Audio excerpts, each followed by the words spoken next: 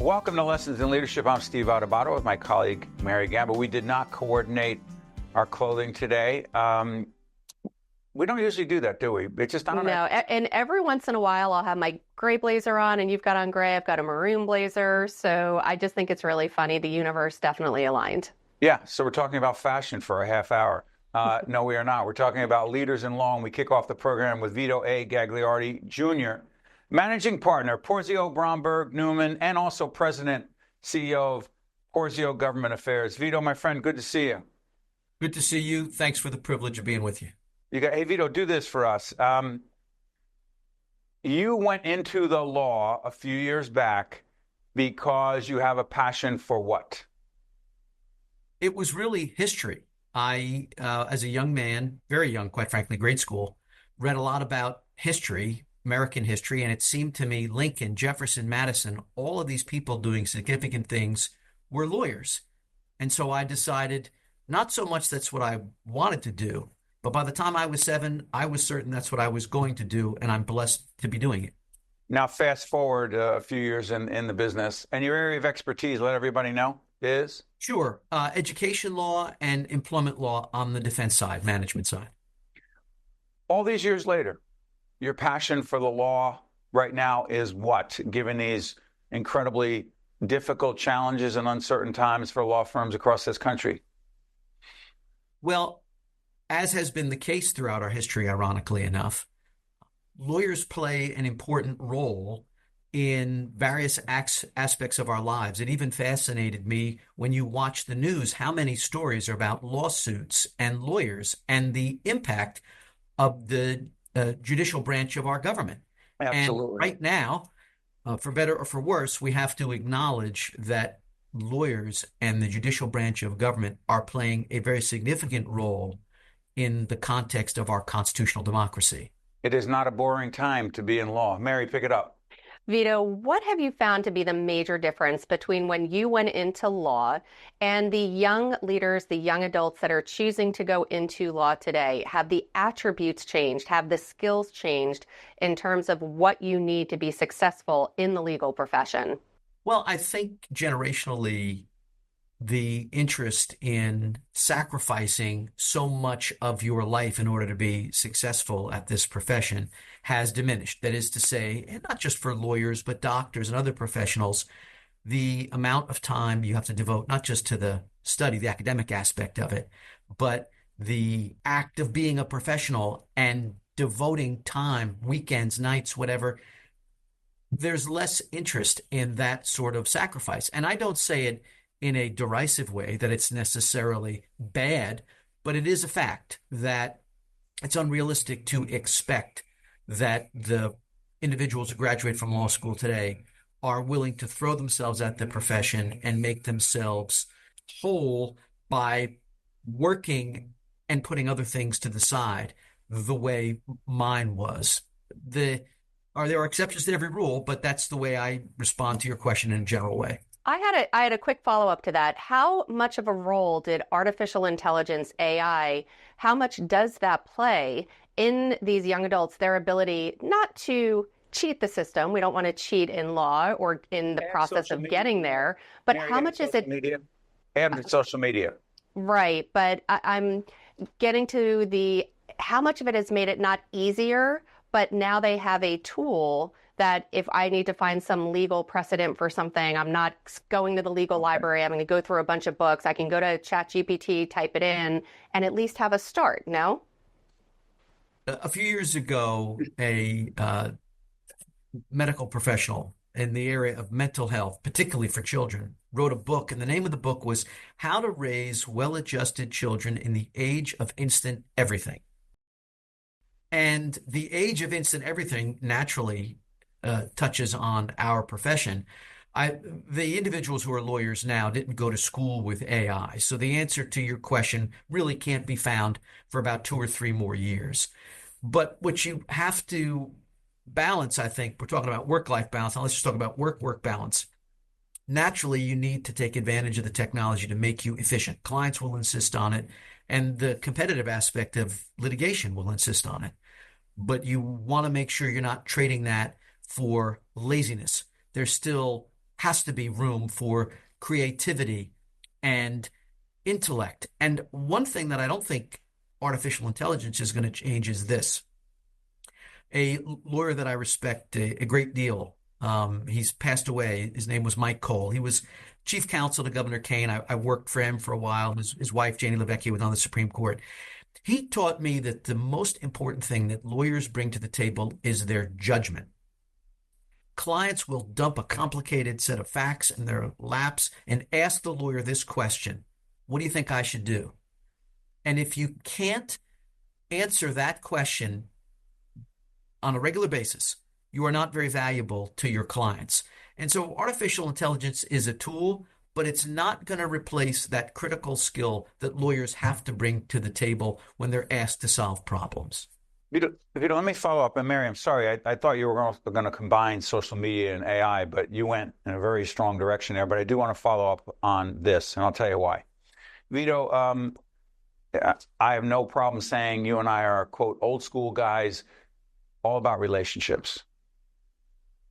Your dad, an extraordinary public servant in the state of New Jersey. Look up Vito Gagliardi Sr. You'll see who I'm talking about. Your dad was a relationship guy. So was my dad. You and I are those kind of professionals. This phone, the ability to text. I said to our son the other day, did you talk to so-and-so about that job opportunity? He said, yeah, I talked to him. I said, you talked to him? He goes, yeah, we were texting. And I said, texting's not talking. He said, come on. Question, Vito. We're not here to talk about the younger generation. This is the way they are. But the reality is you and I both know that deals get done, relationships get built, things move forward in large part because of human interaction and relationships. How much harder is it for younger people in general to engage in human communication, not simply texting? Yeah. What deals do you work out with a text or an email?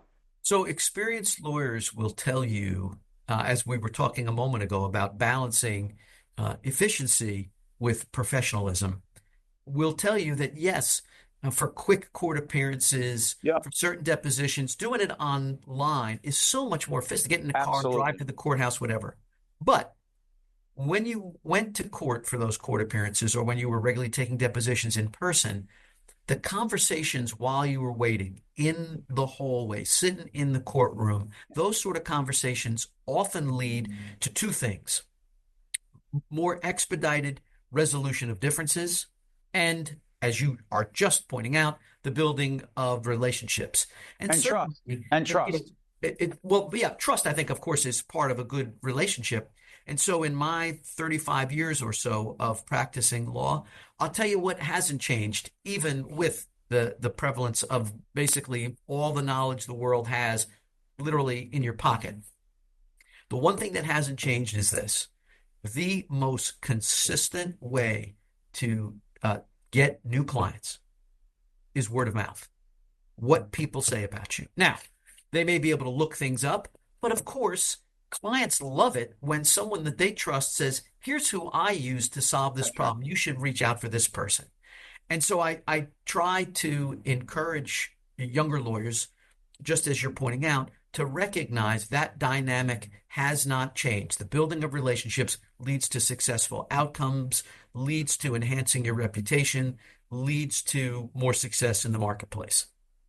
Mary, you and I have obsessed over at our not-for-profit production company, the Caucus Educational Corporation, in our leadership development. It is relationships and everything that it takes to build relationships. And I don't see how you separate great leadership from building strong relationships. Hey, Vito, I want to thank you and the team at Porzio for joining us. And we wish you and your team all the best. Thank you, Vito. It's been a pleasure. Thank you. You got it. We'll be right back right after this. This edition of Lessons in Leadership is made possible by the Vicino Leadership Institute at Seton Hall University, Prager Metis, Valley Bank, the International Union of Operating Engineers, Local 825, the North Ward Center, Gingoli Construction, the New Jersey Sharing Network, Delta Dental of New Jersey, the Helix, Fedway Associates Inc., the Port Authority of New York and New Jersey, Choose New Jersey, and Seton Hall University, showing the world what great minds can do since 1856. This is Mary Gamba, If you want more leadership tips and tools, log on to stand-deliver.com. Promotional support for this edition of Lessons in Leadership with me, Steve Adubato, and my colleague, Mary Gamba, has been provided by NJ.com, NJBIA and New Jersey Business Magazine, CIANJ and Commerce Magazine, and the Meadowlands Chamber and Meadowlands Media. At the Coriell Institute for Medical Research, we choose New Jersey because it's a great place to work and it's a great place to live. We work on understanding disease, but also curing diseases through drug development and clinical trials. This is such a central state and it's such a rich state in resources for medical research that it allows us to do the research that we need to do. This is New Jersey. It all happens here.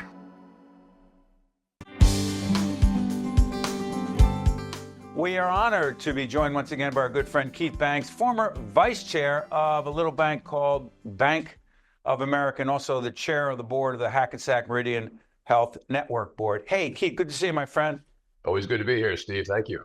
Do you think I have to and should disclose that we are golf partners when we play? Should I disclose that? Or do you try to deny that? I think you just did, so I think we can move beyond that.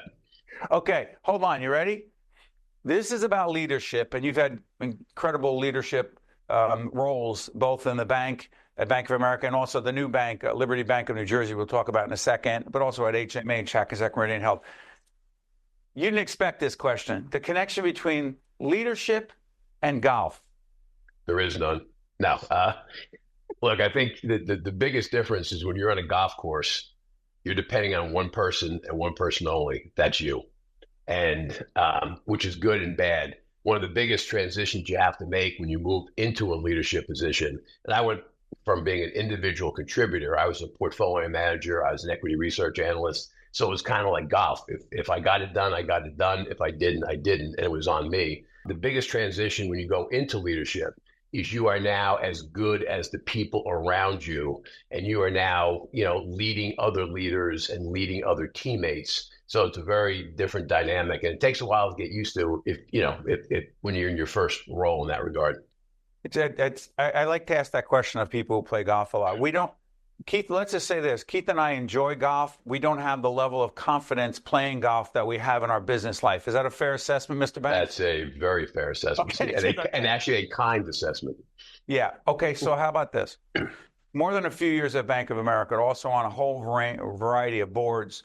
Difference between being in an executive position at a corporation, organization, or a nonprofit, and being in board leadership. What's the biggest difference, Keith Banks? There is a big difference, Steve. So when you're actually on the leadership team, you're on the field, you're playing the game, you're putting the points on the board, and you're accountable for the day in and day out operations of that business. When you're on a board, you are on the sidelines, right? You are there to help the coach being the CEO, help the coaches, assistant coaches, his or her leadership team. And you got to really look to bring your expertise to bear to help them in that regard, your experiences. But you also have to be willing to challenge and push back when you think there are issues that need, further drilling down on. One of the biggest risks to a CEO, and I've talked to people about this, is people stop asking you the questions you should be asked and stop telling you the things you need to hear. And one of the roles I think the chair of the board plays is that person has to be willing and able to tell the CEO and other members of leadership those things in their best interest and in the best interest of the institution.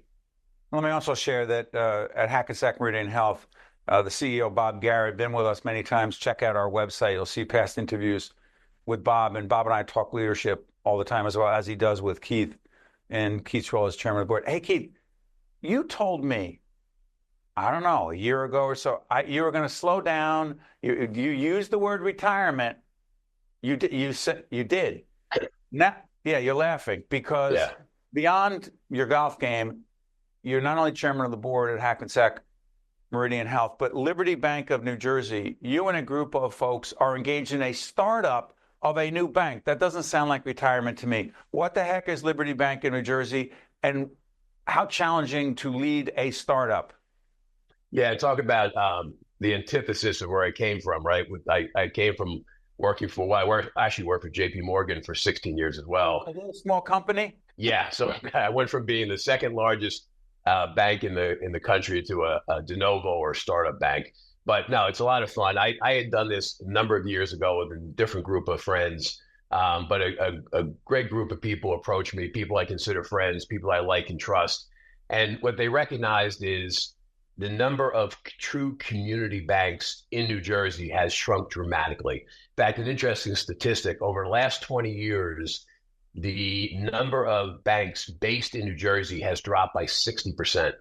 And especially in that lower, what I call the community bank tier.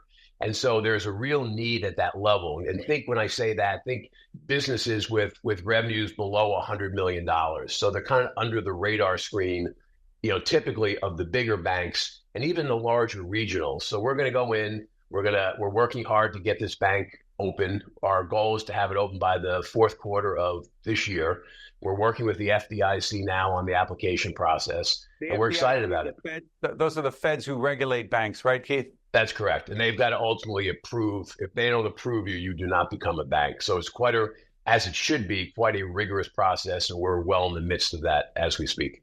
And one of Keith's colleagues in starting up this bank is Tom Screever, our good friend from who leads a law firm with Kevin O'Toole, who's been on with us many times as well. We'll be talking to Tom Screever as well. Hey, Keith, let me switch gears for a second. If you, as a leader, could do it over again, one aspect of your leadership, I'm doing this all the time. I'm like, why did I do that 10 years ago? Why did I have that approach? I turned this person off. We lost this person because I didn't handle it well. I didn't manage this crisis with the level of even temper that I should have had. What about you? Well, it's interesting, Steve, and it's not, I'm not going to say it in a way that I would do it again, but what I really appreciate, differently. Yeah, I mean, what I really came to appreciate when I was retiring, because we announced it and I had about 2 months, so I got a chance to really say goodbye to a lot of the people I'd worked with and people who came to me. And what was interesting is, I expected them to talk about things we had done, from a business results standpoint or whatever it was. And these are people at all different levels. Almost everyone, what they talked about was the impact that I had on their lives or they had on my life as people. And I think when you get caught up, and especially if you're in a for-profit business and you're running hard and you've got results, you can sometimes as a leader forget you're working with people who have families who are, and I think my advice to leaders is never underestimate the impact you have on people. And people would bring up stories, quite frankly, I even forgot because it was many years ago and, you're managing thousands of people, but it just reinforced to me. And I think I always try to conduct myself in an appropriate way and always recognize, be empathetic and recognize on the other side, you had to push people, but they're people and you got to recognize, they got a whole thing going on too. But that's something that I wish I'd had that even burned even better into my brain, so everything you do through the lens of people first, results second, and you can have both. They're not mutually exclusive, which is the good part. AI is never going to, artificial intelligence, social media will never replace that, will it, Keith? No, that's one thing that you only we can bring to that party, and it's an important aspect. And it's what keeps people. I mean, they always say, people leave because of not the company, their boss, their immediate person, the immediate person who has the impact on their lives. And I've seen it myself. I've had a chance to work in some, organizations with great cultures. I chair an organization that has a great culture, Hackensack, Meridian Health. And it makes a difference. You see it in retention, you see it in, and if people are happy and they feel good and they're energized, you unleash them. Steve, they do. It's amazing what people will do for you at that point. So it's incredibly important. To finally, to Keith's point, I read with all the leadership books I read, write, try to think about, there was a great leadership quote that sticks with me, that people don't leave organizations, they leave people. And I was like, wait a minute. So that means when so-and-so left, they left me? Meaning, again, it's more complex than that, I know. Right. But I won't get on my soapbox. But to all those who left our organization because of something I did or didn't do, I acknowledge that. And the bottom line is this. you got to keep working at it. And you don't always get it right. And there is no perfect leadership. It's just constant improvement. And that spirit, Keith Banks in retirement is doing more things than most people do in a lifetime. And he's also a great friend and a partner. Keith, I wish you and your team all the best, not just at HMH, but also with the new bank. All the best. I appreciate it, Steve. Thank you. Thanks, my friend. That's Keith Banks. We'll be right back after this. Promotional support for this edition of Lessons in Leadership with me, Steve Adubato, and my colleague, Mary Gamba, has been provided by NJ.com, NJBIA and New Jersey Business Magazine, CIANJ and Commerce Magazine, and the Meadowlands Chamber and Meadowlands Media.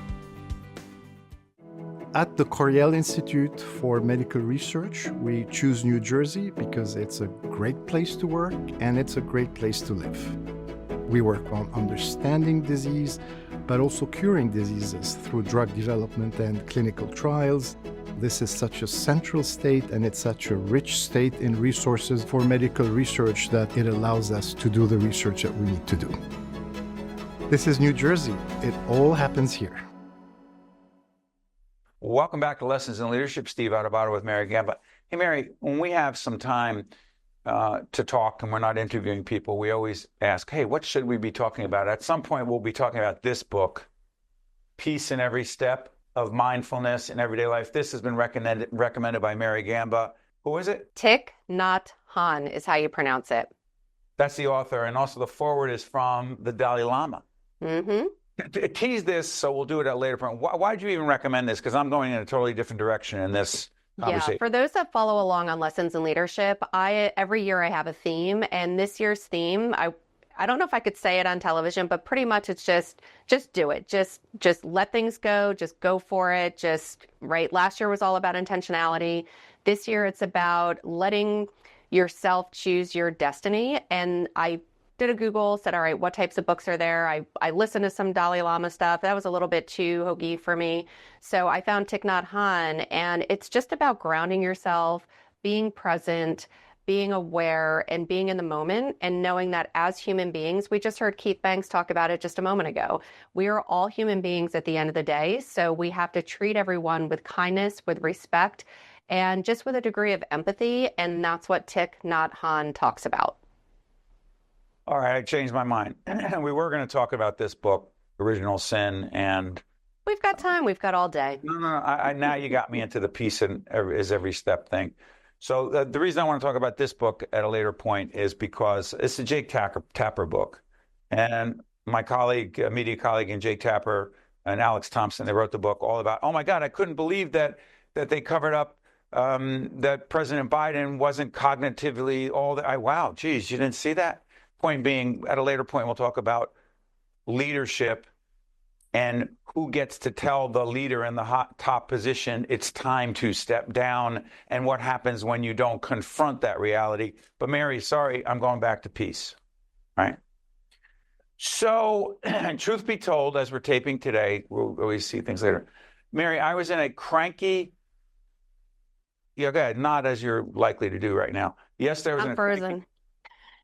You're not frozen. My screen froze. Okay, so I was cranky with Mary yesterday. I don't even, if you really asked me why, I couldn't tell you. Something was in my head, and I couldn't get to where I wanted to be. And this morning, I'm in a cranky mood as we're taping. And also, I have these rocks in my pocket. People are like, where's he going with this? This one in this rock says, have gratitude. I talk about it all the time. I had absolutely no gratitude this morning, meaning I'm feeling like unappreciated. Mary, what's the noise you make now? Wah. Okay. Just wah. Yeah. So that's how I'm feeling. And it's not really Mary. It's family stuff, and family doesn't appreciate me, blah, blah, blah, blah, and nobody cares. How the heck, when you're feeling sorry for yourself, this is a leadership question. It's a life question. How, when you're feeling sorry for yourself, not appreciated, and just in a bad place, how do you just snap your fingers and go, I'm going to find peace in every step? If you look for outside factors, outside sources, outside energy to bring you peace, you will never be happy. What Thich Nhat Hanh talks about in his books, and it's funny, I picked this up at the train station the other day, and it's a pocket version, and I recommend everyone get it. We'll have Sylvester put it up because you can carry it around, throw it in your bag, and remind yourself. sometimes we could be jerks. Sometimes we could get so inside our head, we think, poor me, woe is me, instead of truly being grateful. So it's great that you have those rocks in your pocket. What? Why can't you be woe is? You can't be. We could be sitting here and we could just die today, right? Like, and it's so funny. In another segment, we'll talk a little bit more about it. But just the other day, I was at a memorial service for my great uncle who passed away this past February. Today happens to be his birthday. He would have been 104 years old today. He lived to the ripe old age of 103. And his wife is still alive, my Aunt Nancy, and she's 105. And literally everybody that got up and spoke on the microphone said Aldo was kind. And literally to be known as being kind and hardworking and all the other things, but there was that common theme. And that's what Thich Nhat Hanh talks about. You can't rely on other factors to make you be a good person. Because if you do, and if you're like, oh, they don't appreciate me, I do all this stuff, I raise all this money, I pay the bills, I put you through college, that's about you. Hold on. Did you hear me this morning talking to my wife? But it's everyone. Everyone does that. And instead of being, why don't you clean your room? Do you know how much I do for you? It's not fair. Number one, it's going to make you feel lousy on the inside. So part of how you're feeling and how you said how you started your day. By the way, it's not about me because I'm not the only one who woke up like this today. Go ahead. Right. And like I said, I've said it on the show a million times. Every day I wake up, I'm going to be passionate, positive, productive, and present every single day. And until I truly mean it, I don't swing my feet. And I'm not perfect. I was screaming yesterday and I was embarrassed because my 23-year-old son came home from work and was looking at me like, what is going on? What did I walk into? Who were you screaming at? You. Oh. I was screaming at you. And he, after the call, he came in and he was like, why? And I'm like, you want to know what? Well, I said, I don't know. And it was, and I said, sometimes you have a spirited discussion. You need to get things off of your chest. But until we could truly find peace in every step, peace in the moment, because we don't know if we're going to have another day on earth. So we can't be jerks. And I'll use that word instead of a much worse, you know what. And we need to be present and we need to be good people because all the money in the world, all the jobs in the world, everything is not going to make up for being kind human beings. Well, there you go. Mary, I don't really know what the comeback is to that. I think everything you said has value. I do think at times it's more complex than that. I do. Maybe it's not. We'll talk in another segment. I know we have 30 seconds to go, but it does not need to be. And the more you read and the more that you take this into a practice, it does not need to be more complicated than that. It doesn't. You choose whether it gets more complicated than that or not. I appreciate that. I will say this. When you're running a business and there's money okay, Elvin, I see you. Goodbye. All right. I'm done. I'm cured. Mary helped me. And I know more importantly, she helped a lot of people right there. This is a show on leadership, but it's also a show about life. We'll see you next time.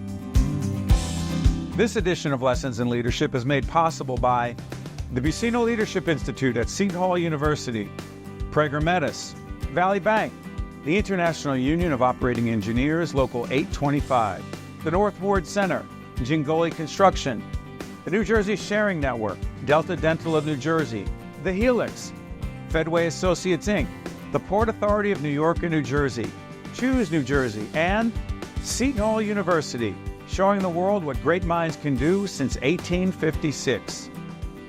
This is Mary Gamba. If you want more leadership tips and tools, log on to stand-deliver.com. That's stand-deliver.com. Promotional support for this edition of Lessons in Leadership with me, Steve Adubato, and my colleague Mary Gamba has been provided by NJ.com, NJBIA and New Jersey Business Magazine, CIANJ and Commerce Magazine, and the Meadowlands Chamber and Meadowlands Media.